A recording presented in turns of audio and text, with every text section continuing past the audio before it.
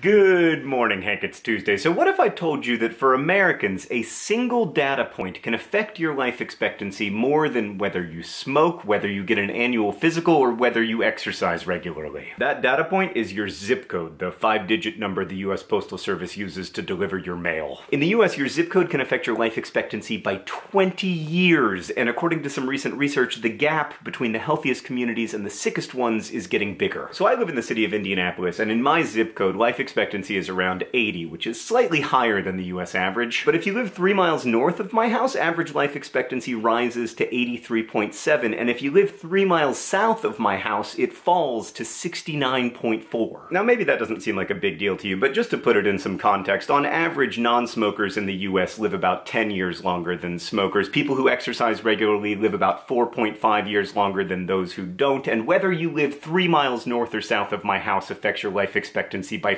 14 years. Wait, slight tangent. Am I gonna spend all of those extra 4.5 years exercising? I have to do some math. Okay, so assuming 2.5 hours of moderate intensity exercise per week beginning at the age of 16, you're gonna spend about 1 of your extra years exercising. Then you're gonna spend another 1.5 years sleeping. You basically get 2 extra years. Except, of course, that's not how life expectancy works. If you, a particular individual, exercise, it doesn't mean that your particular life will be increased by 4.5 extra years or even 4.5 extra hours. It just means that on average that's what happens. Similarly, living in a particular zip code doesn't mean a particular fate for individuals, but on average, geography has a huge impact on American health and longevity. So what's causing that profound life expectancy gap? Well, as usual, it's complicated. Like the Eastern Kentucky communities where life expectancy is under 70 have higher rates of tobacco usage than the Central Colorado communities where life expectancy is over 85. But Eastern Kentucky is also poorer and has fewer doctors. Communities with low life expectancy tend to have less access to healthy food and more uninsured people. People in those communities are also more likely to have certain chronic health problems like diabetes and hypertension, whereas the people in the healthiest communities tend to be, you know, rich and have excellent access to healthcare. And the zip codes with the highest life expectancy also tend to be in places where there's lots of physical activity, like ski resorts in Colorado or wealthy beach towns in California. Now, I know to many of us this is not surprising, like we take it for granted that rich people will have dramatically longer and healthier lives than poor people, but increasing inequality of life expectancy within countries is not actually the norm. In fact, while life expectancy variability has been rising within the US steadily since 1980, in most other rich countries it's been declining. Canada, for instance, has seen a significant decline, which is one of the main reasons why Canada's overall life expectancy is higher than ours, even though the richest 20% of Americans live longer on average than the richest 20% of Canadians. Side note, lots of people take issue with life expectancy as a health metric, especially when comparing one country to another, and with some good reasons. But the data we're discussing here is mostly exempt from those critiques. Much more info and sources in the doobly-doo below. Right, so this growing discrepancy in life expectancy is not normal and it is not natural. We don't have to accept that lifespan will vary dramatically within a country based on where you live, but right now in the United States, that problem is getting worse, not better. That seems to me deeply wrong. I mean, our Declaration of Independence famously names 3 inalienable rights that Americans should enjoy, and before liberty and the pursuit of happiness,